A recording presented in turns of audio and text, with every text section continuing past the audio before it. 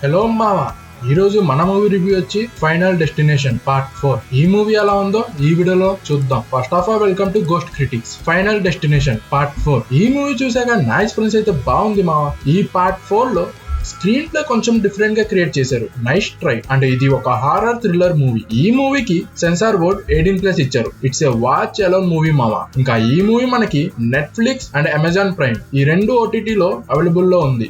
Netflix లో అయితే Hindi and English language లో ఉంది మావా. అదే ప్రైమ్ లో only English language, no Telugu audio. ఇంకా ఈ మూవీ ప్లాట్ కి వస్తే చాలా సింపుల్ గా చెప్తాను.